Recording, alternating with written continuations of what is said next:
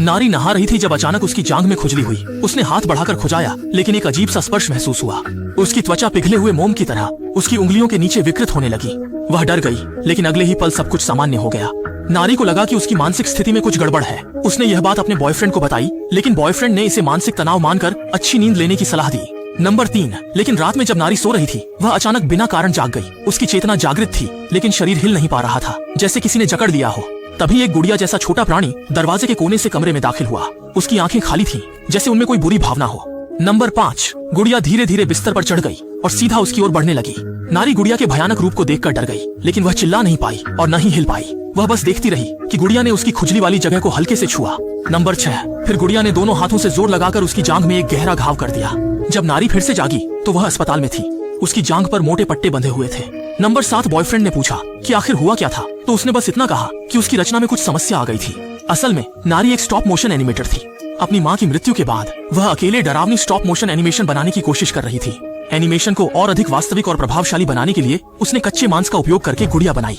Number 9, उसने एक कहानी बनाई जिसमें एक प्राणी से बचने के लिए काले जंगल में छिपना था, लेकिन उसे यह पर्याप्त जीवंत नहीं लगी। उसने आधी रात को जंगल में प्रेरणा ढूंढनी शुरू की।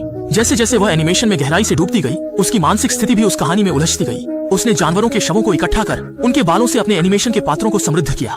नंबर 12, एक दिन जब वह एनिमेशन बना रही थी, अचानक दरवाजे की घंटी ने स्टूडियो की शांति भंग कर दी।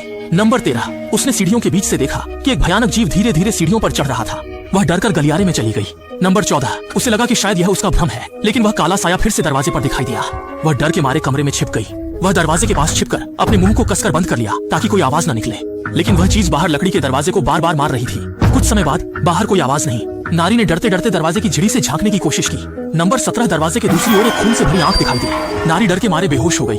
जब वह फिर से जागी तो उसे एहसास हुआ कि यह सब उसका भ्रम था। नंबर 18, उसे अपनी रचना को पूरा करना था, लेकिन तभी उसकी मेज अचानक जोर जोर से हिलने लगी। नंबर 19, उसने पीछे मुड़कर देखा तो पाया कि उसकी एनिमेशन की मेज कुछ अजीब सी लग रही थी। नंबर 20, उसने धीरे से मिट्टी को हटाया। अचानक एक खून से भरी आंख उसके सामने आ गई। नारी डर के मारे चौंक गई। नंबर 21, मिट्टी की सतह हिलने लगी और कुछ अंदर से धीरे धीरे बाहर आने लगा।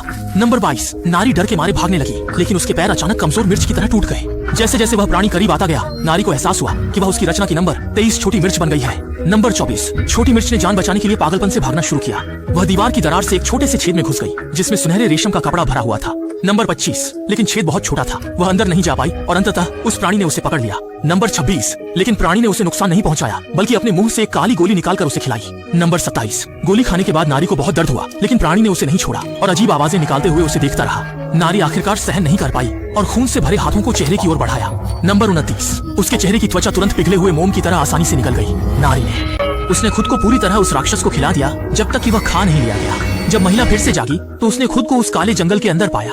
उसके सामने एक छोटा सा घर दिखाई दिया। दरवाजा खोलते ही उसने पाया कि यह वही लाल घर था जिसे उसने छोटे मोम के आदमी के एनिमेशन के लिए डिजाइन किया था। कंप्यूटर स्क्रीन पर उसकी मरने से पहले की तस्वीरें चल रही थीं। महिला धीरे धीरे घर के कोने में एक बक्से की ओर बढ़ी। बक्सा खोलने पर उसने पाया कि यह एक सुनहरे रेशमी कपड़े से ढका हुआ ताबूत था। महिला ने पीछे मुड़कर मुस्कुराया। उसकी मुस्कान में संतोष और उदासी भरी थी। फिर वह ताबूत के अंदर चली गई और धीरे से ढक्कन बंद कर दिया। उसने अपने काम का अंतिम दृश्य पूरा कर दिया।